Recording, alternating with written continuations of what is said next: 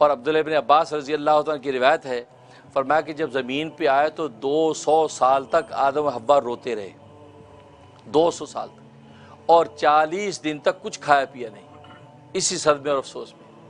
और एक रिवायत में फरमाया कि 300 साल तक आदम और हव्वा ने सर नहीं आसमान की ओर उठाया, शर्मिंदगी और नदामत में, कि ऊपर अल्लाह को किस मुंह से बात करें, किस मुंह से उससे फरियाद करें, इसलिए कि आँख ही नहीं उठती, निगाह नीचे रखी, गया कि 300 साल तक निगाह नीचे रखी और रोते रहे। और इतना रोए हैं, इतना रोए हैं कि फरमाया कि हज़रत दाऊद अलैहिस्सलाम इतना रोते थे, अगर पूरी इंसानियत के रोने के आंसू जमा किए जाएं तो दाऊद अलैहिस्सलाम के रोने का 10वां हिस्सा बनेंगे। दाऊद इतना रोते थे, अल्लाह की जब मुनाजात करते थे, सजदे में गिरते थे, यहाँ तक कि रोते थे आपके उससे वो आंसुओं से यानी नहर जारी हो जाती थी और उससे पौधे उग जाते थे, इतना रोते, इतना रोते। फरमाया कि दाऊद के आंसू जमा किए जाएं और सारी इंसानियत के आंसू जमा किए जाएं तो आदम अलैहिस्सलाम के आंसुओं का 10वां हिस्सा नहीं बनते। आदम इतना रोए हैं कि जो उनसे ये ख़ता हो गई कि जन्नतों की क़ुर्बत में रह के वो अल्लाह तबारक व तआला के इनाम की कदर न कर सके और सारी जन्नत मुबाह होने के बावजूद उसे एक फल को खा बैठे। तो बस ये सदमा कि मैं कितनी बड़ी ख़ता की और रोए, इतना 300 साल तक रोते रहे और सदमे से जब वो सर नहीं उठाया।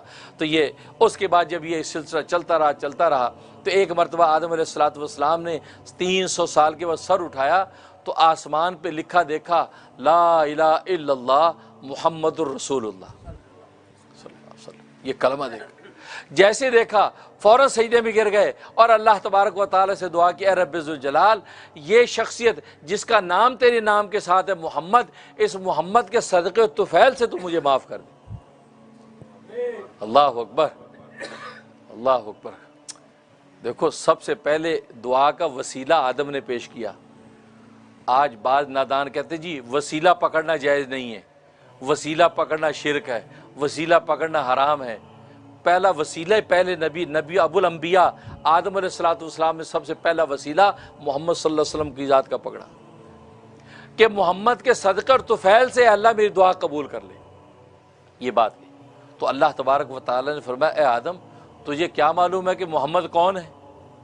तो कहा कि मुझे मालूम तो नहीं कि कौन है, लेकिन ये मालूम है कि जिसका नाम आपके नाम के साथ है वो यकीनन आपकी नज़र में वो बहुत महबूब और बरगज़ीदा शख्सियत है, बहुत ऊंची शख्सियत है। इस वजह से मैं उस मोहम्मद का वास्ता पेश कर रहा हूँ। उस पर अल्लाह तबारक व तआला ने फरमाया, आदम तुमने बिल्कुल सही समझा, ये तेरी ज़ुर्रियत में से नबी आखिरुज़्ज़मा है, तेरी ज़ुर्रियत में जो अंबिया आएंगे उनमें आखिरी नबी जो है नबी आखिरुज़्ज़मा ये मोहम्मद होगा और ये मेरे लिए सबसे ज़्यादा महबूब है। और फरमाया, आदम अगर मैंने इसको पैदा ना करना होता तो आदम मैं तुझे भी पैदा ना करता। मैंने तुझे पैदा इसलिए किया है क्योंकि मुझे मोहम्मद को पैदा करना था और तेरी नस्लों दर नस्लें जब ये सिलसिले चलेंगे तो आखिर में चूँकि मोहम्मद को पैदा करना मकसूद था इसलिए मैंने तुझे बनाया। इससे अंदाज़ा करें सरकार दो आलम सल्लल्लाहु अलैहि वसल्लम का मुकाम। अब ये गुफ्तगू इतनी हुई है, फ़ौरन जिब्राइल आसमानों से उतर आए, कहा कि आदम ओहो काश ये वसीला जो तूने अभी पेश किया है अगर ये वसीला उस वक्त जन्नत में पेश कर देता तो अल्लाह तबारक व तआला तेरी तौबा जन्नत में कबूल कर लेता। तूने देर कर दी, तो ज़मीन पे आ गया, यहाँ रोता रहा, 350 साल गुजर गए, अब जाके तूने मोहम्मद का वसीला पेश किया। जब जन्नत में अल्लाह ने इताब किया था उसी वक्त अगर ये वसीला पेश कर देता तो अल्लाह तुझे वही माफ़ कर देता। तो हमारे लिए तो कबूलियत दुआ के लिए इससे बड़ा मौका क्या है?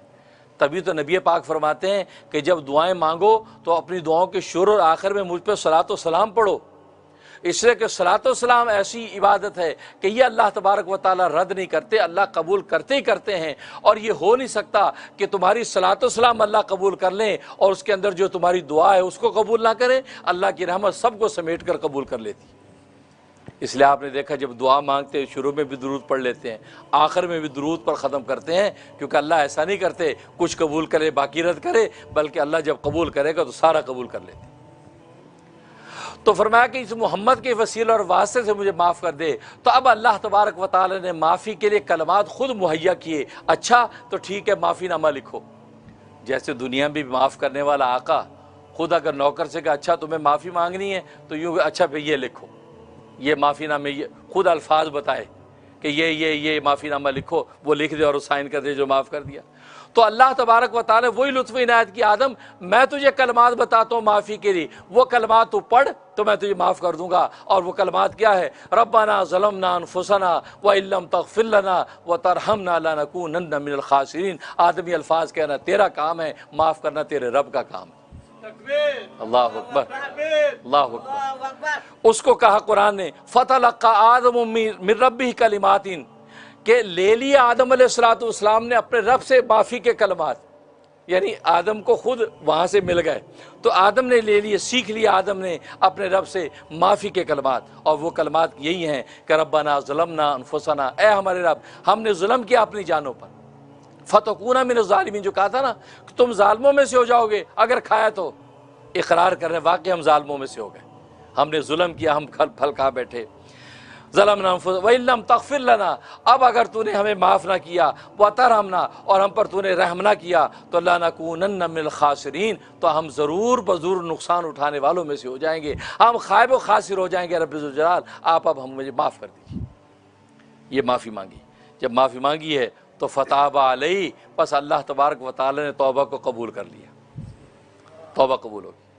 देखो अल्लाह तबारक व तआला क्या नदामत की कितनी कीमत है।